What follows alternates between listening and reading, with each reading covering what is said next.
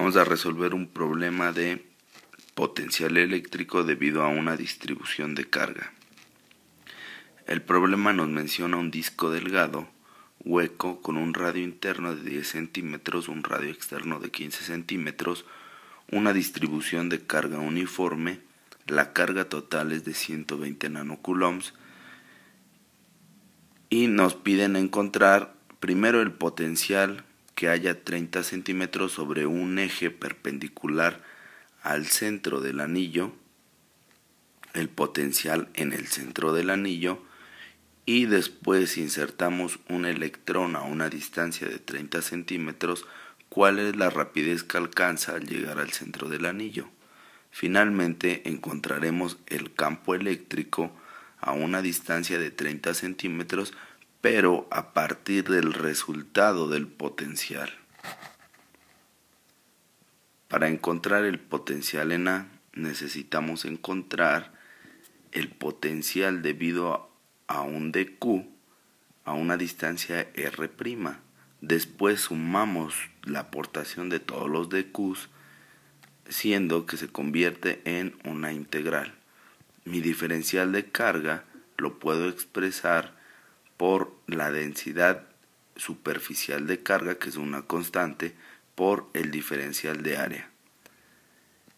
El diferencial de área será R de R de teta, porque evaluaremos en sistema de coordenadas cilíndricos manteniendo constante a la z. Escribimos la ecuación y obtenemos la integral. La R' la definimos como la formación de un triángulo rectángulo donde R' es la hipotenusa.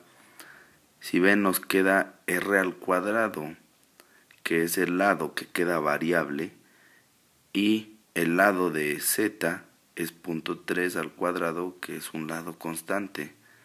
Todo esto en raíz. No olviden poner el sistema de referencia para saber de qué estamos hablando. Esto es una integral de superficie, es decir, es una integral doble. Vamos a definir los límites. De mi dq lo voy a integrar desde la R interna hasta la R externa y después roto 2pi para cubrir toda la superficie que quiero evaluar. Evaluamos la integral y obtenemos el siguiente resultado. Podemos poner el resultado no en función de la densidad de carga, sino solamente de la carga, por lo que la densidad de carga es la carga entre el área total donde se ubica esa carga, que sería pi por radio al cuadrado, que es el área de un círculo externo, y le quitamos el área del círculo interno, que es nuestro hueco. Finalmente tenemos que el potencial va a ser de 3240 volts a esa distancia. Vamos a encontrar ahora el potencial en el centro del anillo. Es exactamente lo mismo que hicimos en el inciso anterior. Definimos nuestro potencial en B debido a una distribución de carga. Ahora la distancia R, si observan el dibujo, va del centro al dQ. Es la misma R del diferencial de carga, por lo tanto simplificamos la ecuación y nos queda una integral muy sencilla. Resolvemos la integral, sustituimos los valores y encontramos que el potencial en B es 8630.4 volts.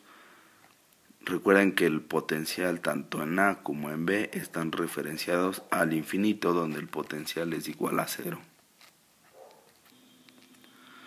Ahora vamos a resolver el tercer inciso. Nos preguntan cuál es la rapidez que alcanza el electrón al llegar al centro del anillo. Bien, esto se convierte en un problema de conservación de la energía. El cambio de la energía es igual a 0. Tenemos energía cinética más energía potencial eléctrica igual a 0. La energía potencial eléctrica la podemos encontrar con la carga multiplicada por el cambio de potencial eléctrico.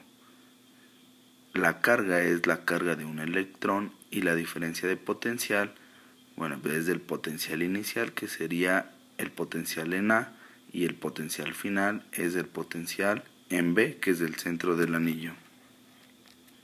El cambio de la energía cinética es igual a mi energía cinética final menos mi energía cinética inicial, y ya despejando al cambio de la energía potencial tenemos la carga del electrón multiplicada por la diferencia de potencial.